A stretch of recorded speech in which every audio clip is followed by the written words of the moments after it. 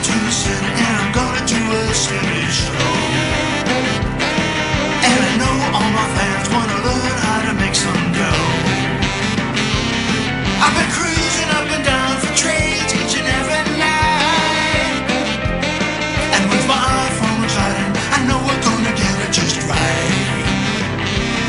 I'll get inside your mind, we'll have a real good time. We're gonna trade today, we gotta trade today. Go askSlim.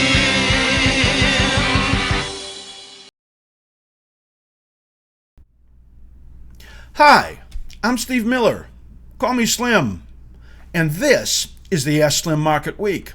It's a look back at what happened in the financial markets in the past week, and a look forward at what might happen in the next week, and always have interesting things in the middle.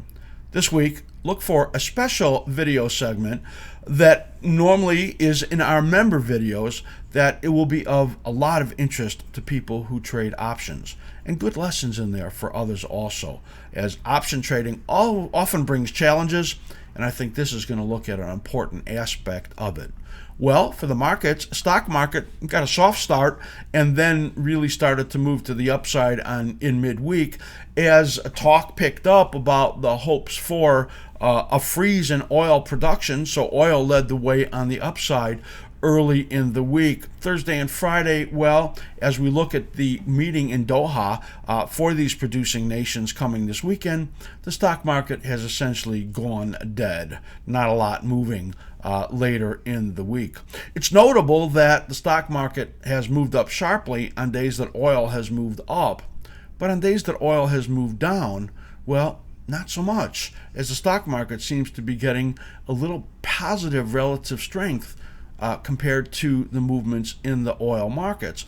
Oil, well, up early in the week, especially on that news. Friday gives back a couple of percent, not very much. There is, of course, fear out there. That's why markets have slowed down here late in the week, that, well, if there's no deal of production freeze, which is not likely because the deal makers out there in those countries have been already working on it, well, oil would then fall pretty sharply if that happened. Or if there's a deal that is pretty much as expected, which is likely to come without Iran because they don't want to be part of cutting production, then no one believes that there won't be some cheating going on after that. So that kind of a deal, well, that may not be all that good for oil either. So it's going to need a pretty strong deal, I think, to give oil a really big lift coming up later next week. Gold, pretty much on hold after picking up early in the week along with that oil rally, and then retreating very sharply in midweek as the dollar did get somewhat of a bounce. But silver, a monster, a huge relative strength gain there as far as that compared to the gold market. Really looking much better. So is platinum and copper, as investors seem to have a sentiment change as their expectations of, maybe improved economic growth and certainly some stimulus going on that will help these economies out there. Fake stimulus, of course, because when you print fiat money, that's not real. You need real organic growth. But in any case, they're looking much more favorably at those. And take a look at silver, a monster-looking pattern in there. Speaking of the dollar, that bounce came as expected, and that brought some pullback in the yen and the euro. Right on, as we were looking for that to happen. Also, we think the yen has got more on the downside in there. The big thing is Japan, of course, and it might be at some kind of a tipping point. They can't buy any more of their debt. They're overloaded with that debt. They need to have debt be able to trade out there in their markets, and they've taken some massive amount of a position in all of the government debt there. Expected to be that the Bank of Japan owns some 50% of all the debt in Japan in just the next couple of years. So it's really a strange condition out there. And with their massive debt to GDP, there is some huge trouble. I'll tell you, some years down the road, when we look back at what caused the next crisis, which is coming. We're going to look at Japan as what tipped it over.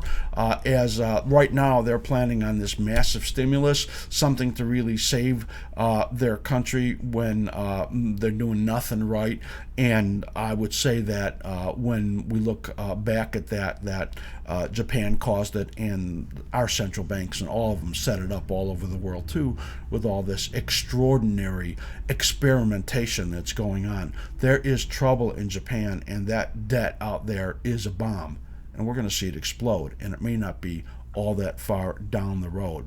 So now let's look what happened at our market on that happy note during the week. What we always do right now is look at our 60-minute chart on the S&P 500, which is a 24-hour chart. We can see what happened overnight, and we can see what happened during our trading session. And here is that chart of the E-mini S&Ps. So what you can see on Monday is that overnight, there was a decent amount of buying that came in as the oil market lifted the rest of the world in there. And you can see that right over here as you get that pop. But then when we come in to the trading session, U.S. market, the rally faltered. It was really a quiet day for this big of a down move going on. But then came Tuesday, and there was some news that came out. World markets, they didn't really do much overnight. IMF had cut world growth, warned of stagnation. Christine Lagarde, she's another Keynesian that wants these government spending like crazy. Fed Harker came out and he says they want to delay the rate hike because of world conditions, of course, and they want to see inflation first. But then what happens is that there's a report that comes out in the morning that Saudi and Russia, they've agreed to an oil production freeze, even without Iran. That sent oil moving up, and that oil surge lifted the stock market right there. So if you had caught that news, you could see that momentum turned up strongly, and we ended up with a good day. It followed overnight in here. Eurozone up 2%, Japan up 2.8%. That lifted the U.S. stocks on a clear tone change, but it wasn't oil that did it. Banks really started to lead on the upside, as their earnings reports are coming out, not all that great, but not as bad as expected. Basically, their trading is really, really suffering, and M&A is suffering, but they already have had these low expectations. So now financials are leading, and that's really a good thing. The dollar was strong, gold dropped, and the euro dropped. And there's this talk coming out of this huge stimulus, and that yen falls very hard. U.S. Retail sales were weak. That helped the bond market, and BTU files bankruptcy in the coal category. Can you imagine that huge company filing bankruptcy? Thank you, President Obama. So what we saw is this continued rally right in here. It continued right in here through Thursday as markets got a lift right there. Japan up 3.2%. Most of the other markets were a little changed. Lockhart then comes out from the Fed, and he says he doesn't see an April rate increase. Gold drops, and gold stocks follow. Man, they were so overbought and so ready to do that. Material stocks also heavy. But our Rio CEO comes out and says iron ore rally is ready to fizzle. So that you would think would start to break some of these stocks in the materials category, but they were pretty strong, really strong actually, and we'll talk a little bit more about that later. But stocks in a very narrow range, and really the same thing happens in here. They drift down overnight, and then stocks don't get much of a range here on Friday, as you could see as we do this show right around midday. The world markets were mostly lower. Oil was falling on the concerns about what this Doha agreement is going to look like, and some doubts about that. And the U.S. stock market continues to show strong relative strength to oil, as it doesn't give much ground at all as oil does move to the downside. Banks are doing better. Citigroup had a little better report. It got a rally, and the estimates were so low there. But trading and M&A are very weak for the banks. But right now the market wants to buy them, and that firm group is helping the stock market from moving down very much, based on the days that oil is weak. So I think that the days of the oil leadership, at least for temporarily, are probably gone. Keep your eye on the financials. Financials, have usually start the reporting, and we saw that going on. Speaking of reporting of earnings, the floodgates have now opened, and you can see in here, as we look at our earnings and economic calendar, that there is a ton of reports coming out. So take a look at that calendar right here. And what I'm going to do now, because there's so many earnings reports coming out, is that, well, you could take a screenshot of this, of course, have it, but I'm going to post this on our site under Slim Talk, which is our blog, and you'll be able to go there and see this calendar and see which earnings of the key. Now, we don't do them all. It's the, out of our 330 stock universe, which are the key stocks that people like to trade, are the ones that we look at. So you can see, I'm not going to name them all, but there are a lot of earnings reports coming out this week, the ones that people are going to be specifically looking at for some potential bigger moves are, well, there's IBM right over there on Monday after the close, and then we have coming out after the close on Thursday is Google right over there that everybody always keeps their eye out. So lots of good ones coming out. And as far as economic reports, well, what we don't have listed right over here is that Doha meeting, which is going to be moving markets as we come in on Monday. And besides that, I would say that there's not a lot of market movers in here for this coming week. So that is our earnings and economic calendar, and you can later on probably have it posted on Saturday. This will be on our Slim Talk blog on our website, and you'll be able to see that calendar. That's the opening segment for the week, and we'll be right back with the best and worst.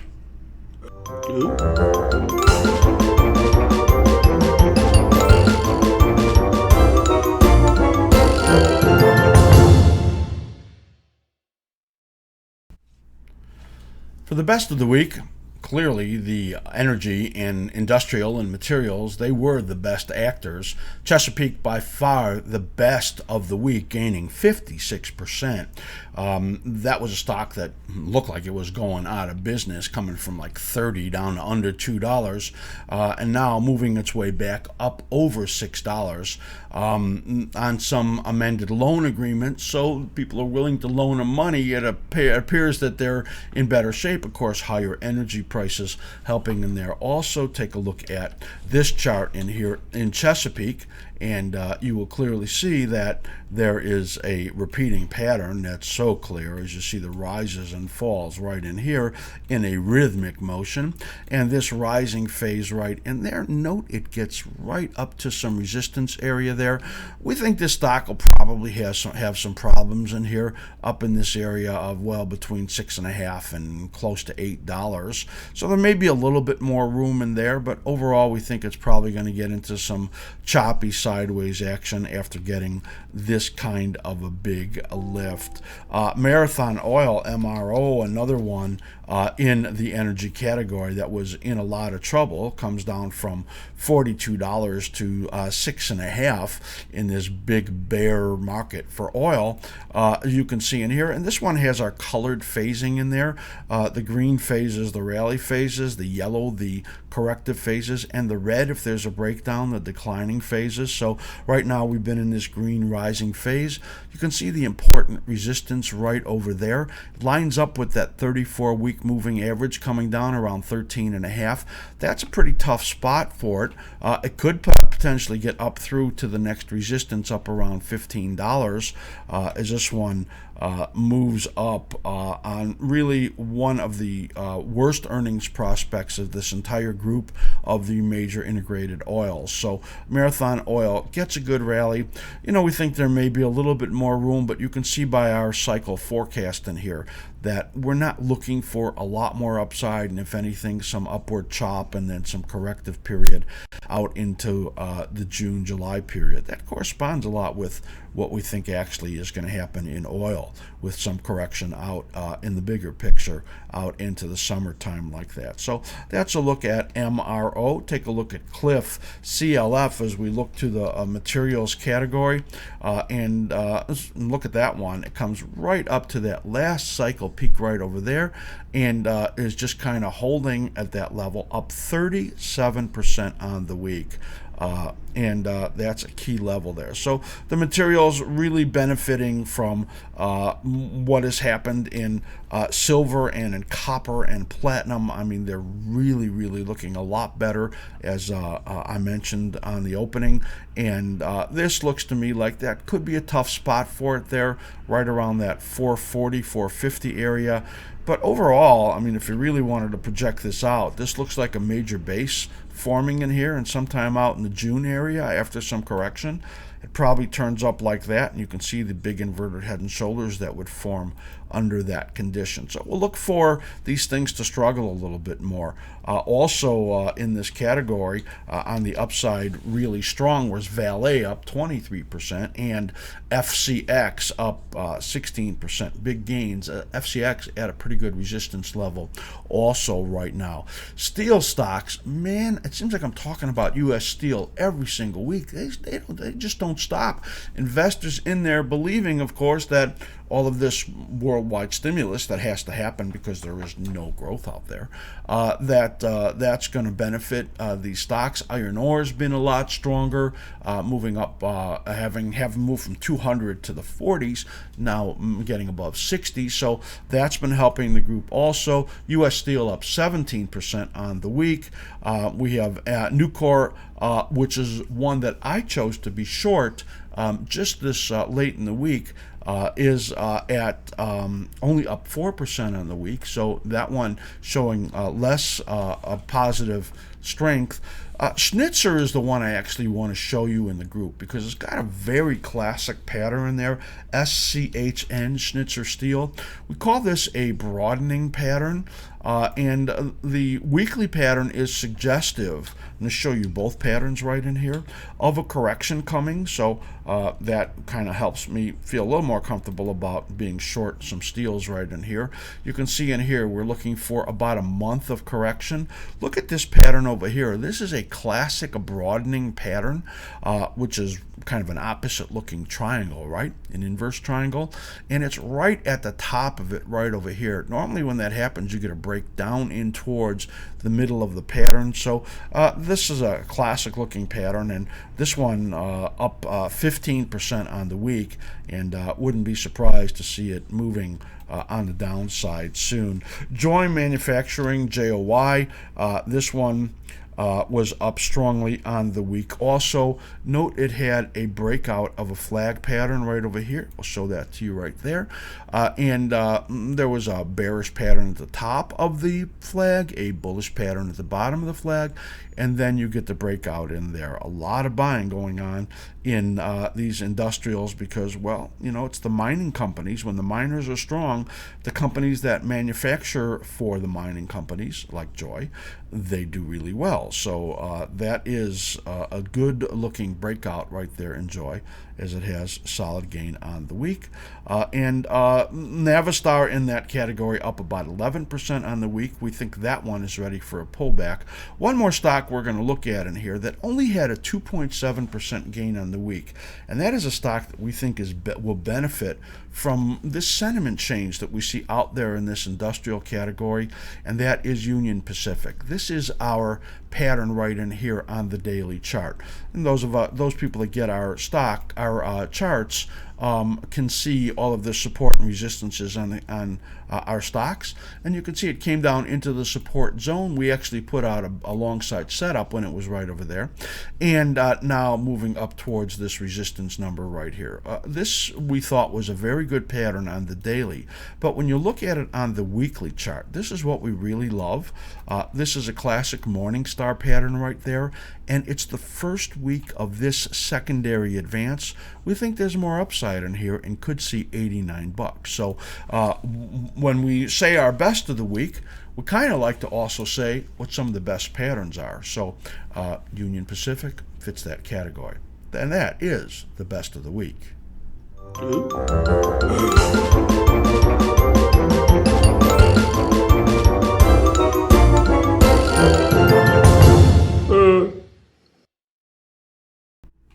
Worst of the week, well, biggest declining stock in my universe of 330 stocks was Seagate, down 20%.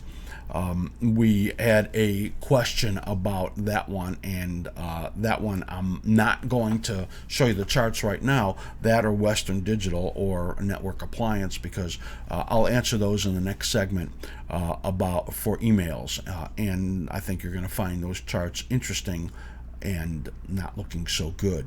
Hertz is one we will look at. HTZ, they came out and lowered their guidance, talking about lower rental revenues, and this we think is a chart that looks troublesome also. Of course, this one has had a lot of trouble as it's moved down from just over $31 all the way down to about $7. It's gotten this rally going in here, but now because of the amount that it fell right in here, it really looks like it's not in good shape. We wouldn't be surprised to see some little attempted bounce in here, but it really looks like it's turned down again. We wouldn't be surprised to see this sub $6 sometime in the next several months. So this is a bad looking pattern, and they're talking about things being bad.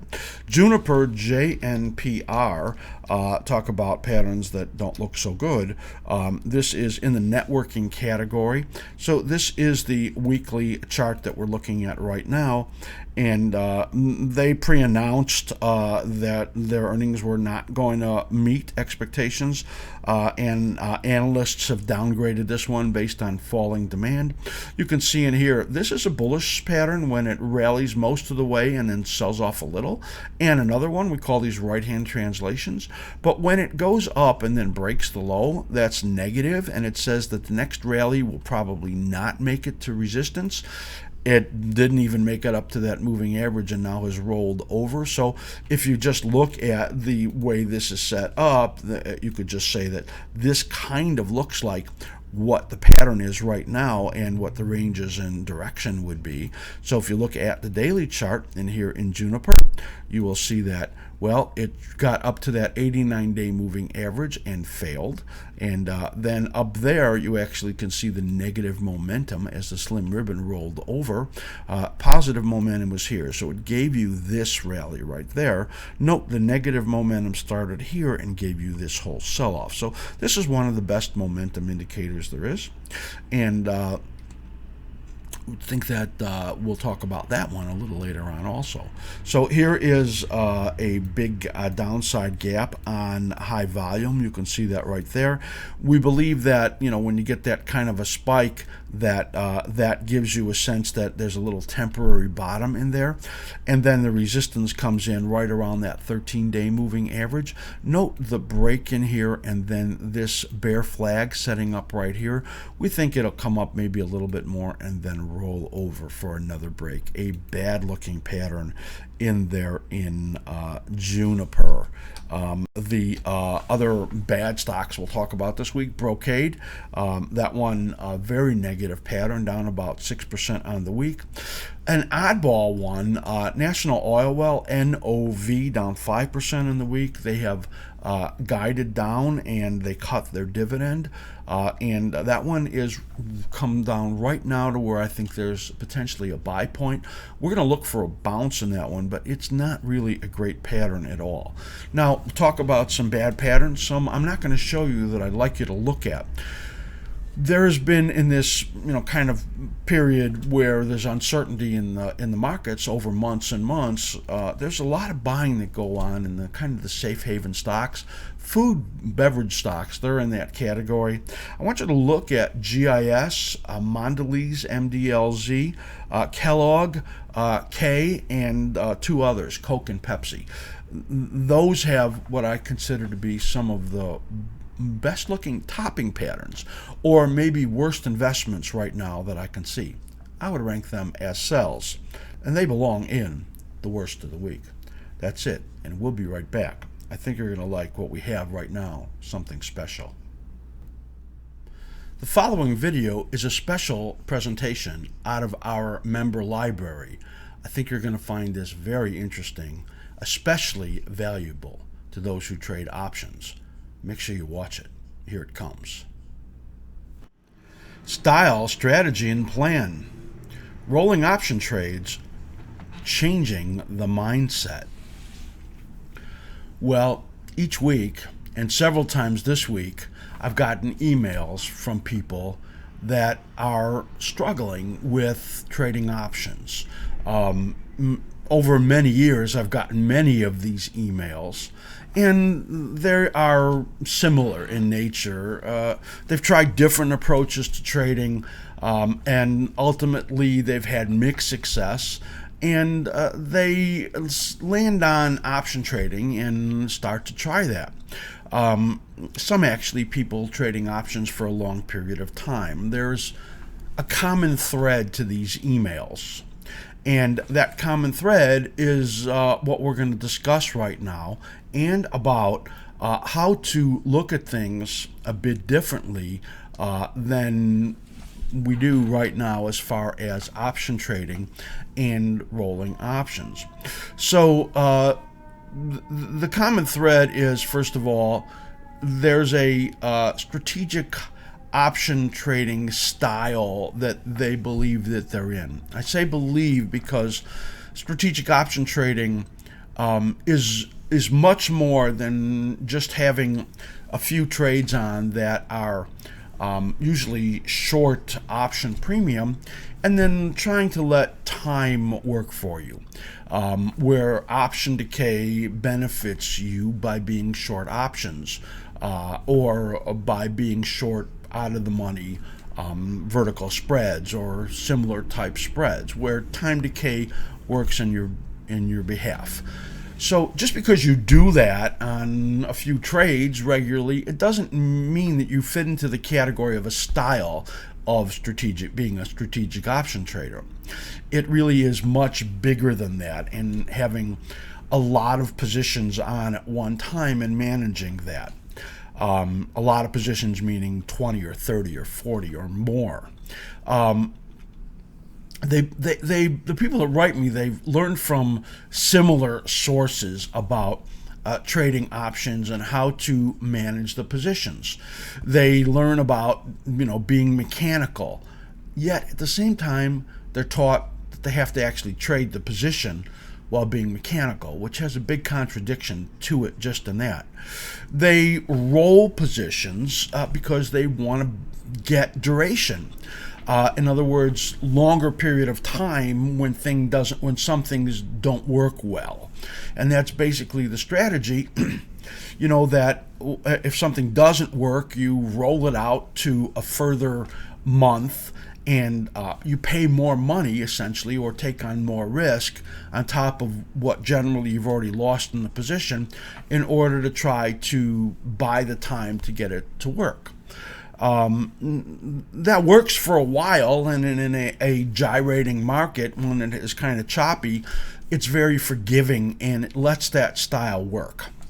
However, in changing market conditions, especially in long trending markets, well, like we've had right now with the S&P 500 leaping some 250 points or more in just a matter of about 7 weeks, that type of a move really catches a lot of people that are trying to trade this style. Overall, what happens is that they start losing money as the market momentum picks up, and then all of a sudden they don't really know how to handle the position. They end up with a lot of positions that have losses in them. They haven't made any adjustments at all in the positions, because that basically is what they're taught. Do their risk management before adding the position and just essentially leave it, and then make a choice later whether to close it or roll it. And so what happens is that most are exasperated by the time they're writing me emails about this, disillusioned about the style, and often many are in pain about it, because they've tried other things before. They had a sense this would work. They think option decay means it's an edge in some way because the options are they do expire. And what happens plainly is that they don't understand the trappings of option metrics of that style, and are very misinformed, and they misunderstand the edge in option trading. Truth is that if there's an edge in option trading, it's from discovering mispricing that's in options or in the implied volatility in options. It isn't necessarily an edge just because you sell something that is expiring over time. Actually, the pricing of the options do price in that time period. So there really is no edge to just be short options. And I actually could take this discussion so much further in so many different ways, that it would be a lot more than one video that we're doing right here in option rolling. The big problem, I want to get back to this option rolling discussion, is that the mindset on rolling it compounds all of the problems. In other words, this whole mindset that they have that when it goes wrong, you just roll it and buy time. They're taught that there will be some reversion to the mean. In other words, the market will eventually change direction at some point, and then they will be right. What they do is disregard the forces in the market that made them wrong over the past period of time. It might be for months of time that there is some momentum, and these positions keep being wrong, and you roll them, and even the rolled positions tend to be wrong again. They tend to roll many times. It's this whole mentality of roll it till you get it right. And what happens is that, well, they never recover. They give up, or when they finally do recover something, it's a small amount of the overall money that's been lost in the positions. For example, if you have a position on that, let's say, has a 2-to-1 risk reward, let's say you're short an out of the money vertical spread, and you know that you have about a 66% probability of profitability on the spread. When this, if you get a max winner on the trade, well, you're going to make, X amount of money. And if you get a max loser on the trade, you're going to lose 2X on that. So in other words, you lose twice as much as you make. So where's the edge in that, right? Well, the edge may come from being good at trading it or taking the position off at an earlier time, but then of course you're trading and it's not mechanical anymore. So there's some conflict in the whole style in there. So what I want to really look at here is, when a trader looks at doing these trades, what is it that they really want? Well, when you listen to these, you're going to know that there's something in there that isn't really right in the mindset. It's they want to avoid locking in a loss, of course. So what they do is they roll a position that is wrong into another position that you have no sense of whether it's going to be right or wrong, and in fact it's most of the time against the momentum of the market. So there's maybe a good chance you'll still be wrong in that. There will be what they want is a chance to get their money back. So they're motivated by money and not motivated by the other important analytical aspects of putting on the position. They're in this mindset of the market can't do this any longer, can it? You don't know how many times I get an email with that question. Can the market keep going up this way? I mean, it seems like those come all of the time.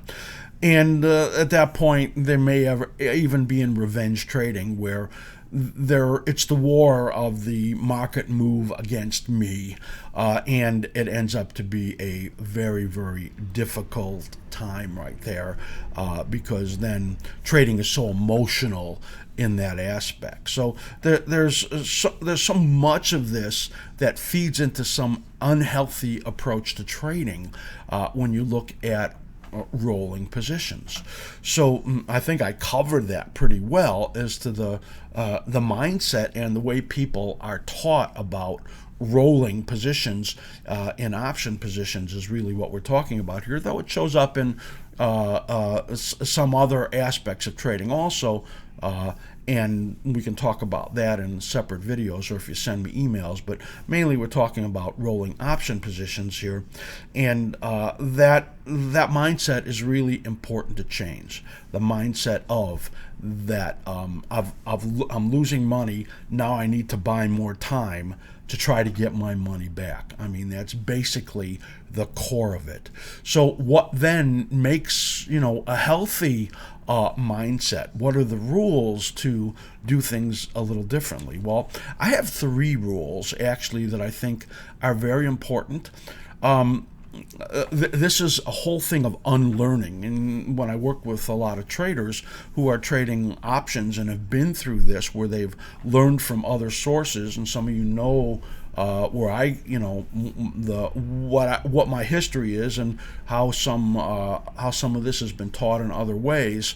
I don't really want to name names or point fingers. I just want to really focus on how to do this better.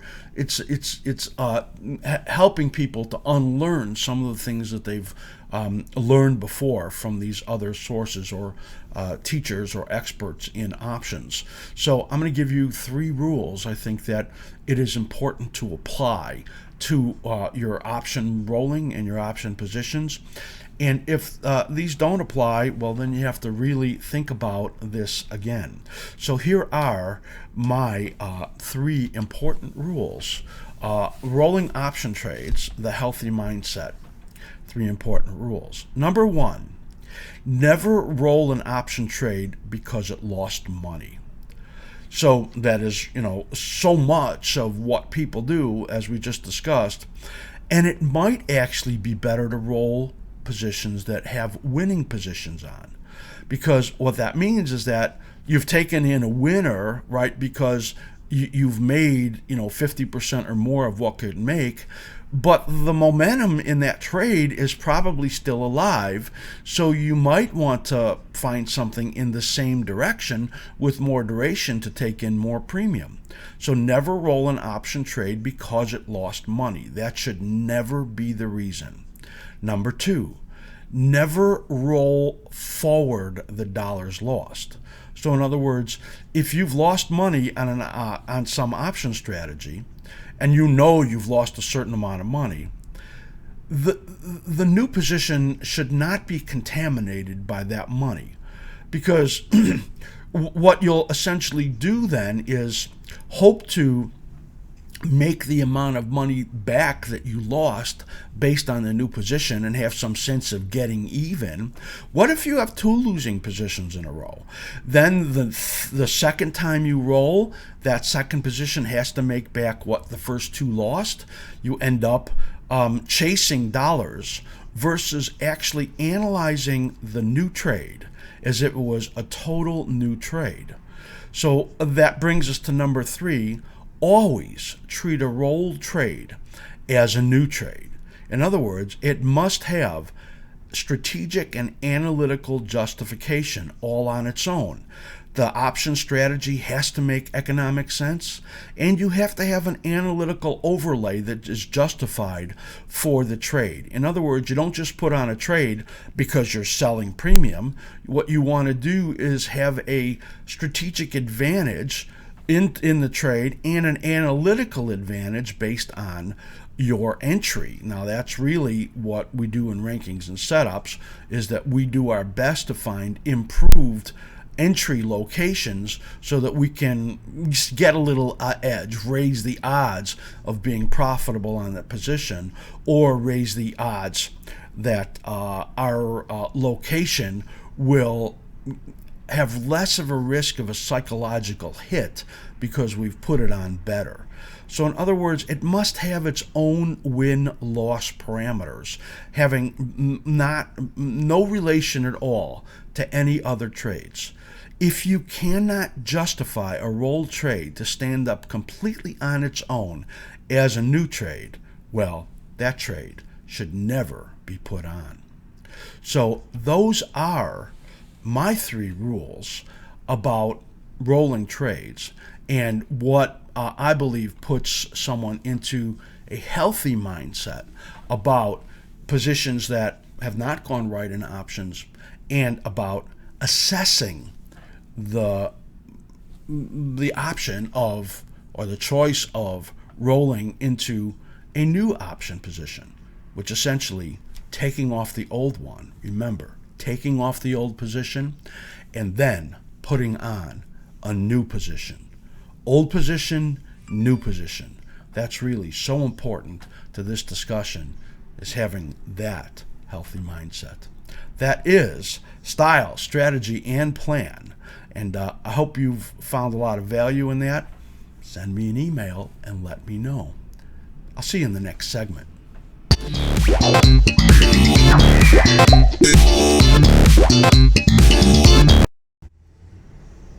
Emails and tweets have to start out by saying thanks. You might have caught that there's a special video right before this segment. It's about dispelling the myths, really, on rolling options, changing the mindset in how option traders do that. For people that aren't option traders, there's some good lessons in there. And for option traders, especially strategic option traders that have a lot of positions on all the time, I think this is a must. So take a look at that. Again, that's a member video, so we put it up there as special. And our members saw this earlier in the week, and I've been getting emails about it, a ton of them. And keep those emails coming as you watch that segment.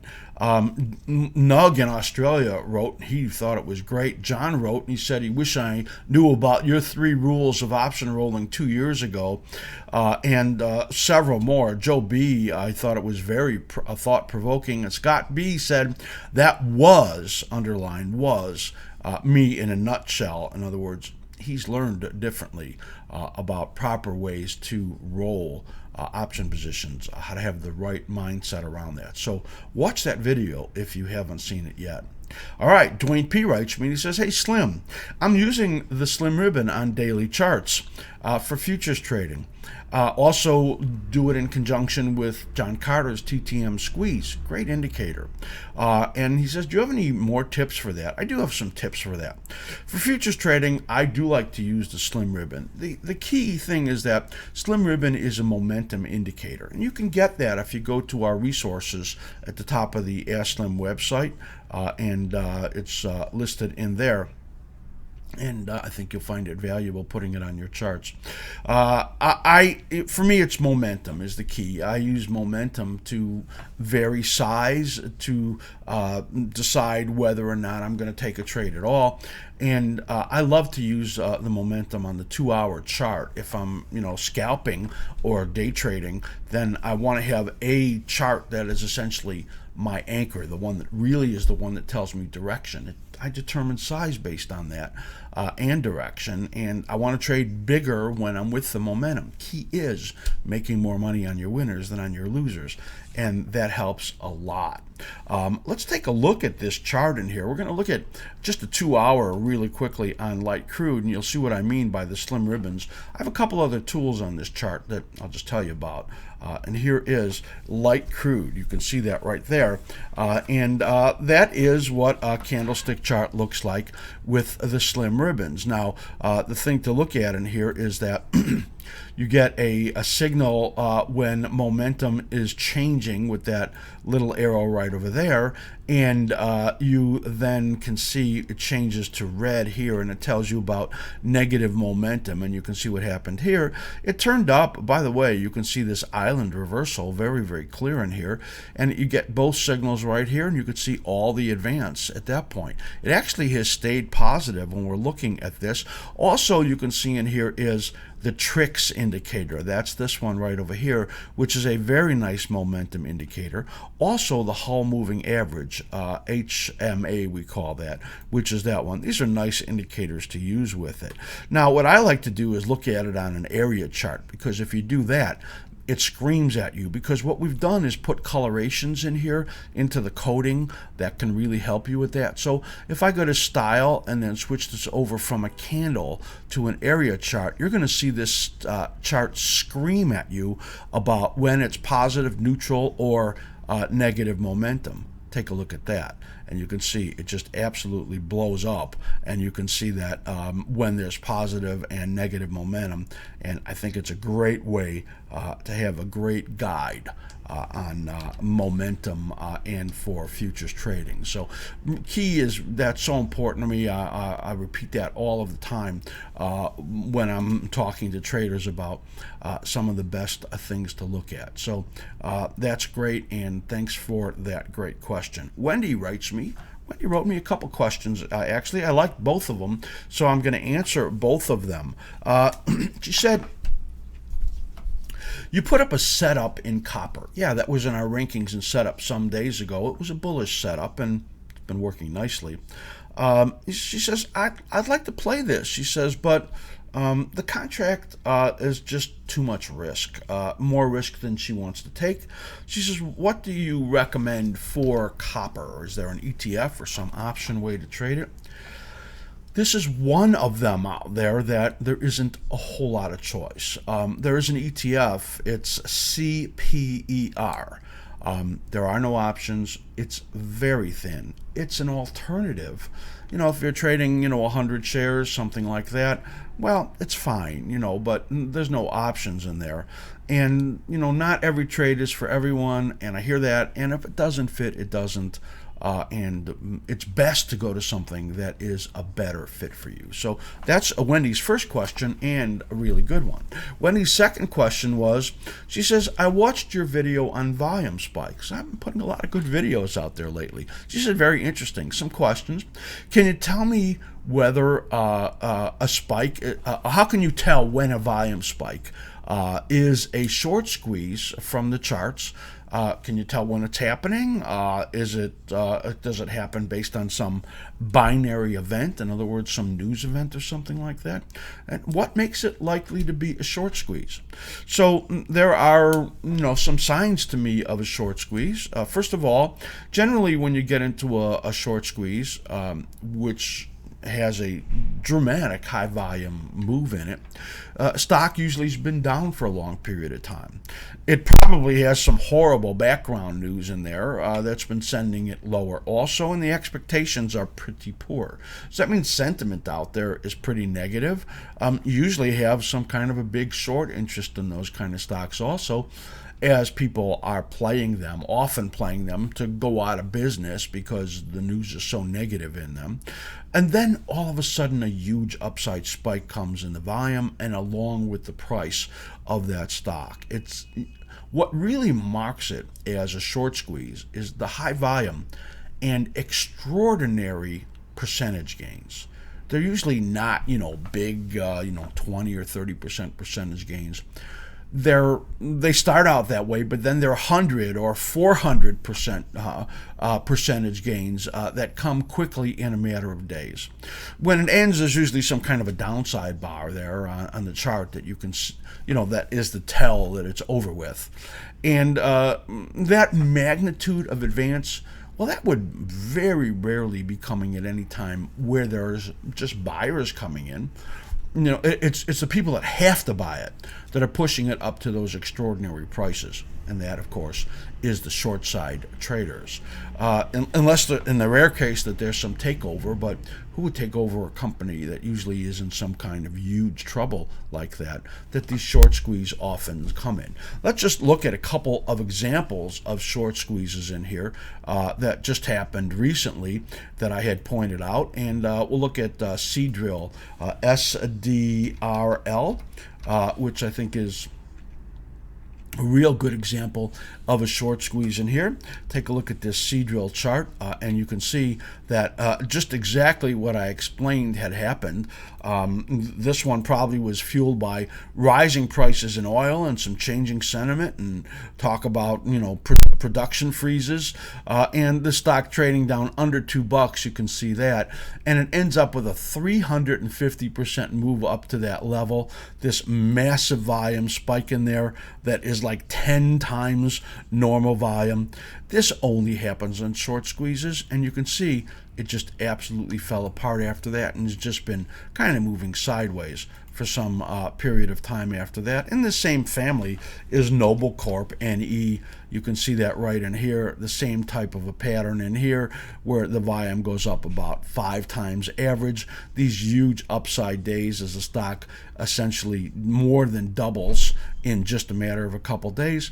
And then you can see goes into this consolidation or this wedge pattern. So that is a pretty good example of what a short squeeze looks like in those two stocks. So usually they're pretty easy to tell, and if you wait them out and get some little sign that they're over, you can usually make some good money when they start to settle back onto the downside.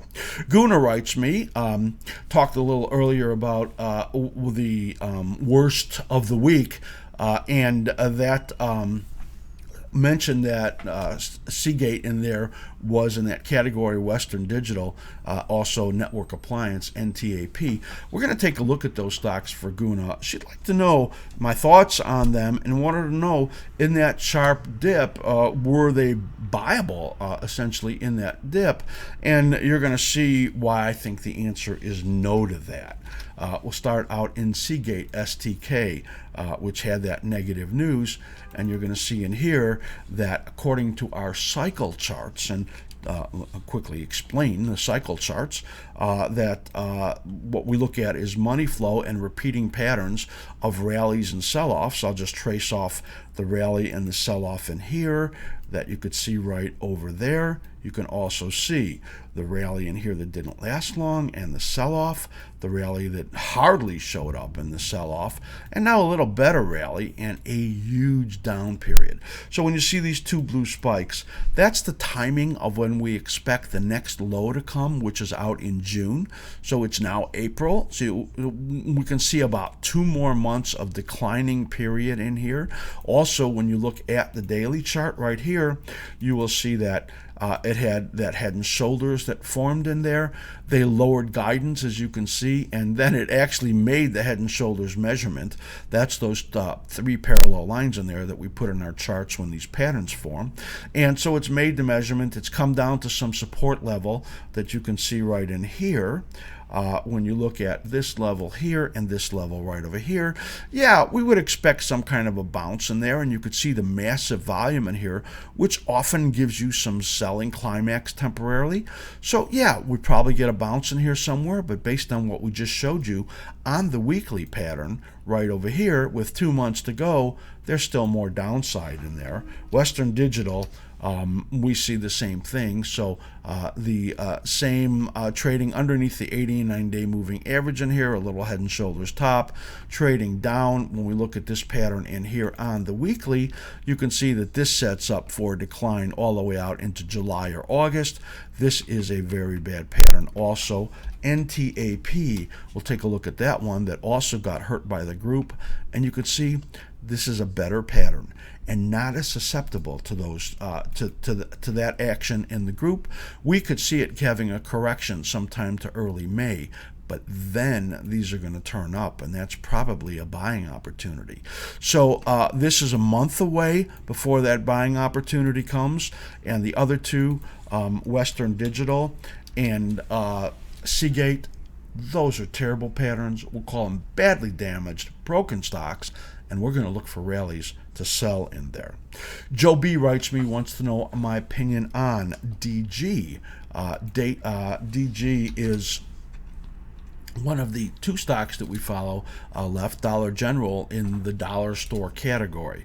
Let's take a look at that stock, and it's pretty hard not to look at that stock and also look at Dollar Tree, the two majors in that category. So here's DG. Here's our cyclical patterns again. Notice on the bottom we have overlaid on there the Dollar Tree pattern. This is a bearish engulfing pattern right over here, and that is suggestive of a topping going on in Dollar General. So we had this rally right through this period right in here. You can see that. And now it's rolling over. This would give you a correction out to June, you can see, or Dollar Tree looks like it could be a little bit longer than that. So we believe that this stock is setting a top and beginning to roll over. This pattern in here that you can see right there is was a bull flag that was forming, or a wedge. It broke out and then failed and got below those levels. That's also a bad sign. Also on the slim ribbon, which we just spoke about momentum, you can see the upward momentum right here has just turned neutral. The upward momentum turned bullish right here. See that green arrow? And you had all of this rally on the slim ribbon, and now we've just turned neutral. So there's a topping going on in here in Dollar General, and we believe the same thing going on in Dollar Tree. So don't like those stocks. I think they are about to roll over. Ken L writes me, he says, the S&P 500, well, that got stronger. Actually moved above the number of 2065 that we gave as an important cycle resistance, and thought if it moved there, then it had more ground to do on the upside. Wants to know, will it go to 2100 before it comes down? Well, actually, 2100 is really not a big number when we look at it on our charts. We do think that there may be some more upside potential. Of course, we're going to look at that in our short-term view. Coming up right now.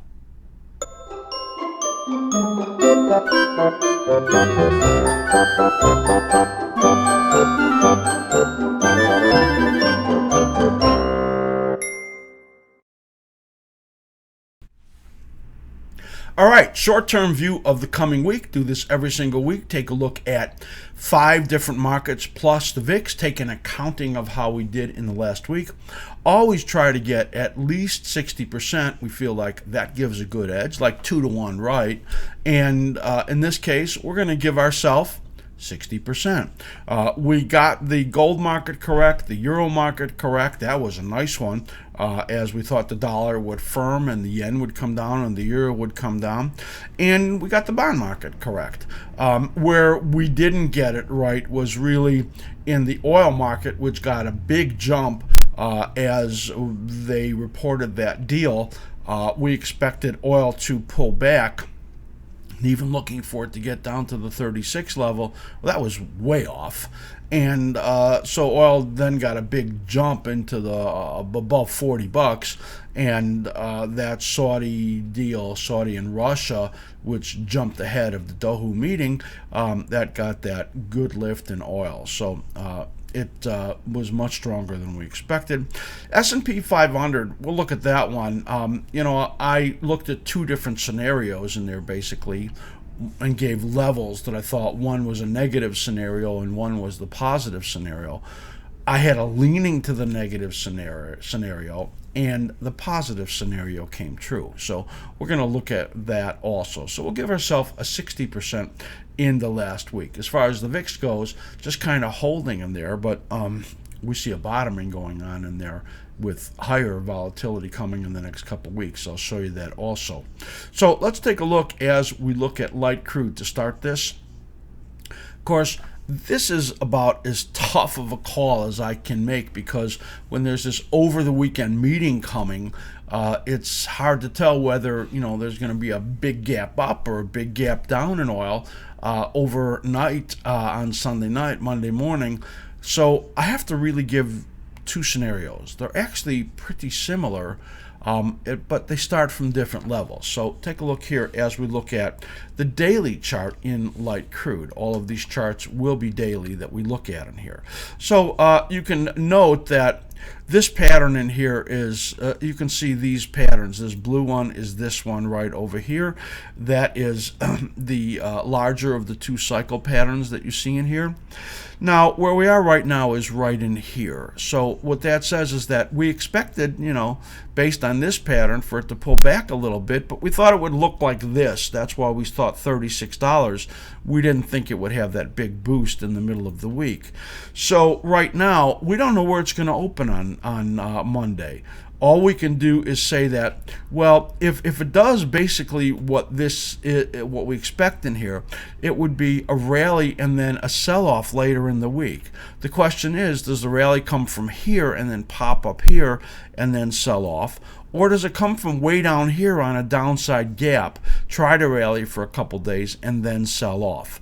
What we're doing is talking about the shape of the pattern. This pattern over here and this one over here begins to push down. I don't have the number in here, but this is now the 8th day off of this low. So we're in that 7-8 day cycle pattern.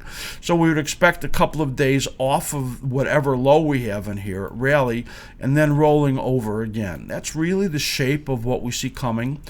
It's the same scenario and the same pattern. It's just that where does it start from? And we won't know that until Monday. So you could see the pattern in there, and we'll see if it follows that at all. I think it will, and I think that we're looking at some sort of a sell area in here sometime. We'll call it right around midweek after some attempted rallies. So we'll see where it really starts from. Take a look now as we look at gold /GC. Last week we thought there'd be some small upward pressure. We're going to move in. We're set to 2 years on here, and that would stay in a tight range. We thought between like 1220 and 1250. Well, it was like 1225 and 1260, so it was pretty close. You could see the tight range it remains in. In fact, through this whole period of over here of quite a number of weeks, it's in a sideways consolidation. Really, what's going on? We think the bottom of it will be around 1190 at some point. In the meantime, we think it's going to stay in this sideways consolidation. A few weeks maybe from now, we'll get to that 1190 area. I think it's all a setup for a much bigger rally coming later on. But right now, we'll just call it still sideways. More sideways chop correction. We think if it tries a little rally in here, it's likely to fail and then roll over. So sideways correction, attempted rallies fail. That's really what we're looking in here. We do not expect any really big days in here as the sideways move continues. In fact, any big days in the sideways move just is contained within that. So I don't expect to see a whole lot. We'll take a look here at /6E. Our expectation was a down week to about 1240. Let's get this up here so you could see. And it actually got down to 1253. We had this really pegged perfectly. This pattern right in here is this right in here, which still has quite a number of days to go. So we still think we're in a downward movement in here. Another week of this downward chop into the support zone is what we expect. That zone is between 1237 and 1168, and we think we're going to get down into there in this next week. We still think that rallies are sales, and short side trading is the way to be in here, as the dollar market is in a bouncing phase right now in an overall very bad picture for the dollar. So that is a look at the euro, one we got correct. The bond market /ZN is what we look at in here. This is interesting in that we're in an intermediate rally phase. That intermediate rally phase is right in here. We expect that after this intermediate rally phase, this market is going to take a big hit to the downside as some worldwide interest rates start to move up. Now, for the very short term, well, we expected this last week to be a minor correction. We kind of had our note drawn that it was going to go kind of down and up, and that's exactly what we got. So what we expect right now is that, well, we're starting some kind of a little bounce in here, and you could see as we have it drawn in there, that little bit of a bounce may not last very long and then roll over again. We're going to call this a small upside week potential, but overall that there's not a lot more upside here in the bond market, and that there is risk that rallies will begin to fail as we get into this area over here, which is really a couple of weeks away. So we're kind of looking for this kind of zone in here that it's going to trade in for a little bit of while in here, and then eventually get a little more downside pressure, and then this big pattern over here points to a lot of downside pressure coming out in the coming few months. So we're looking for just this modest sideways chop going on in here still for the bond market. For the stock market, well, we'll take a look at this chart. I had put in two different levels last week that I thought were really important to focus on. I had a slight leaning to the fact that I thought it would take out the support area, and it actually took out the resistance, helped a lot by that move in the oil market. So here we had this key level right over here, and as a resistance level or a breakout level, and this key level right over here, it actually, you could see, got really close to it over there and could not break down, and then moved to the upside and then broke out and moved towards this next level of resistance. Really wasn't sure last week about which of those directions would occur, and even though I had a small negative leaning in there, I really was open to either one of them happening, seeing that the pattern was positive overall. When you look at these long advance and minor decline, long advance and minor decline, this 19-day in here and this extending out of this weakness in that correction had me believing that there was risk that it was going to be going down further. This actually did do so in the NASDAQ, which has a weaker pattern than the S&P 500. So that being said, I believe that when you get these two big patterns, the third one usually doesn't get that far, and then you start to roll over. And we're getting into risk over here of some bigger decline, and I talked about after this rally that there's likely a 100-point drop coming in the S&Ps, and I still believe that is the case. So right now, the way this sets up, we don't know again what is going to happen on Monday morning because of the oil producing nations meeting. I think that this 2084-88 area is a tough spot for this right now, and as we're now some 7 days into this move already, I'm expecting a rolling over to be occurring in here.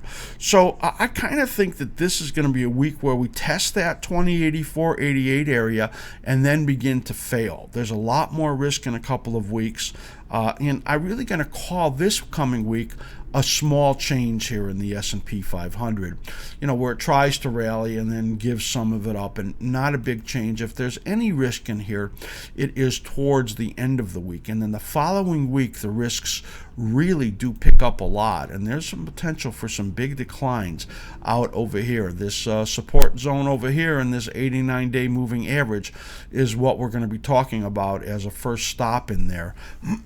On the downside, that would be 100 points, right? So that's kind of what we're looking at, but that's a couple of weeks down the road. We'll take a look at the VIX, VIX. You could see all my messy charts there as I move that over, and because I want to look at the weekly. That's really the key going on here in the VIX, is that we believe there's a bottoming going on in here. I think that it's reasonable to expect somewhere move up to 17 in the VIX pretty soon, back up to these levels here, and we think we're going to see 20 to 22 VIX or even higher than that in coming weeks out there as the market does start to roll over. Right now on the daily VIX, you can see just this sideways chop going on, but we think that there is a bottoming forming in the VIX.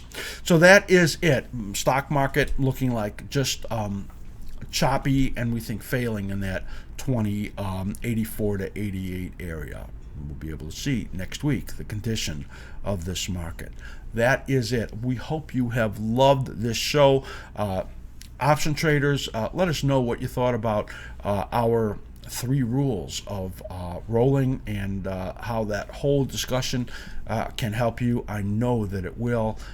And again, we want to thank all of you for your support. Continue to support us by becoming a member at askSlim.com. That's all we ask, and we'll continue to bring this great information that we do every week and for our members all week long. We hope you have a great weekend, and we're always wishing you great trading. Well, I'm going to the city and I'm gonna do a step.